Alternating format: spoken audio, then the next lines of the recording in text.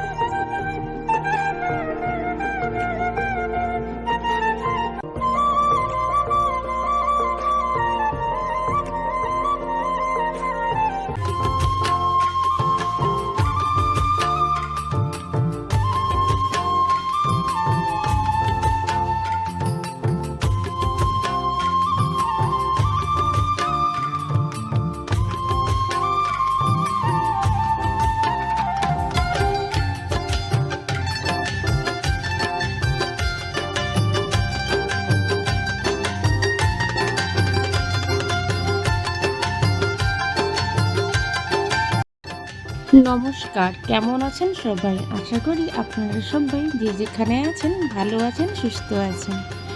আমিও ভালো আছি আপনাদের ভালোবাসায়। পূর্ব মেদিনীপুর জেলার ছোট্ট একটি গ্রাম থেকে আমি সুষমা বলছি।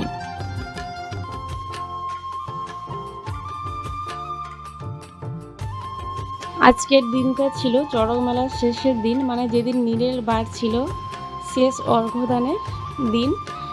আর এইগুলো যে করছে, এগুলো তো আমি কোনোদিনও দেখিনি, এটা আমার ফার্স্ট অভিজ্ঞতা। আর আমার দেখে এতটাই মাথা ঘুরে গেছিলো, মানে এতটাই নার্ভাস ফিল করেছিলাম, ভিডিওটা আমি ঠিকঠাক করতে পারিনি। তাও পরে ভাই গিয়ে ভিডিওটা করেছে। মানে এরা শরীরে এতটাই কষ্ট দিচ্ছে দেখে আমার খুব খারাপ লেগেছে। তা হয়তো এদের কোনো মানসিক ছিল হয়তো ভগবান মহেশ্বরের কাছে।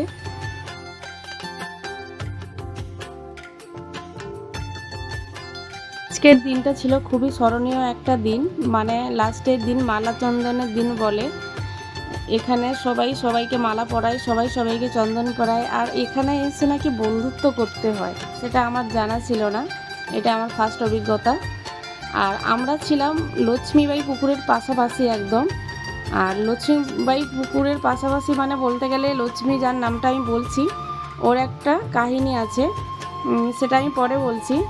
তো ভিডিওটা আপনারা শেষ পর্যন্ত দেখতে থাকুন, সঙ্গে থাকুন, তাহলে পুরোটাই বুঝতে পারবেন আপনারা।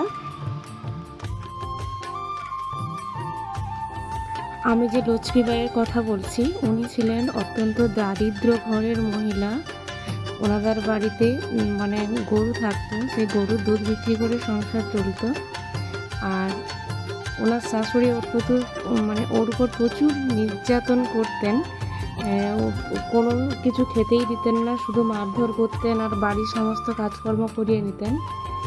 আর সকাল থেকে উঠে ওই গরুগুলোকে মাঠে চড়াতে নিয়ে যেতে হতো ওই লক্ষ্মীবাইকে। লক্ষ্মীবাইয়ের ঘরে যে গরুগুলো ছিল, একটা গরু তার মধ্যে দুধ দিত, কবে কবে দুধ দিত, আবার কবে কবে দুধ দিত না। আর তার শাশুড়ি তাকে খুবই সন্দেহের চোখে দেখতো যে দুধ দিচ্ছে না কেন।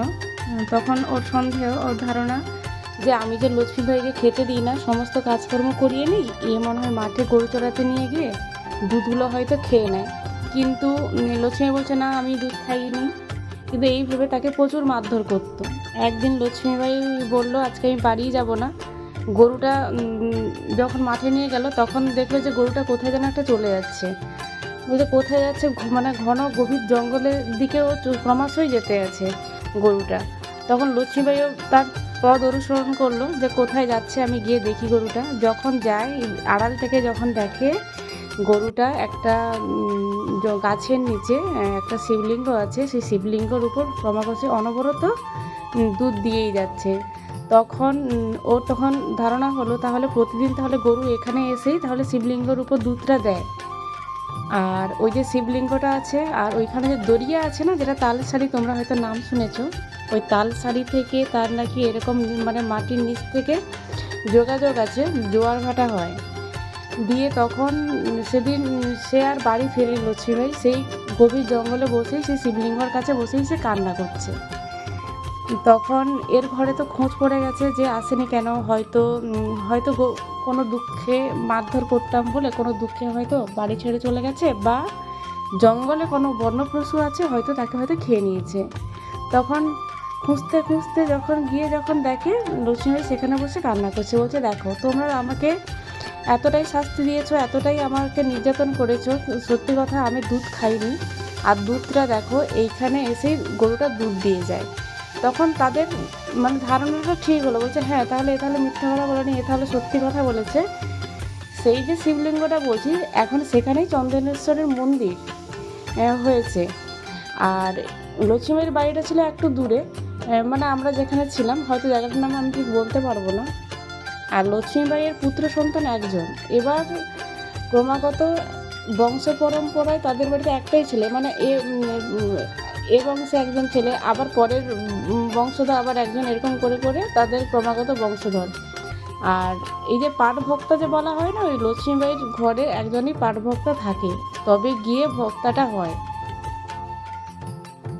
আর আমরা যে প্রতিদিন অর্ঘ্য নিতে যেতাম মন্দিরে, ওই পাঠভক্তাই জল ছিটাতো, মানে লক্ষ্মীবাইদের বংশধর। এইভাবে পরম্পরায় চলে এসছে।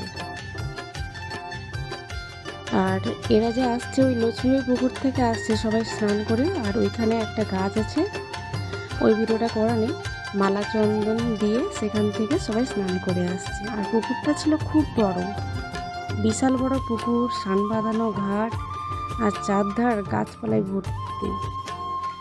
আর এত মানুষ যে আসছে ওই পুকুর থেকেই আসছে সবাই। আজকেও আমি বলে আমি নয়, অনেক ইউটিউবার এসেছিলেন এইসব ভিডিও করতে, অনেক ফটোগ্রাফার এসেছিলেন এই ভিডিও করতে। দেখো কত মানুষের আনাগোনা সেই পুকুরের দিকে সবাই যাচ্ছে।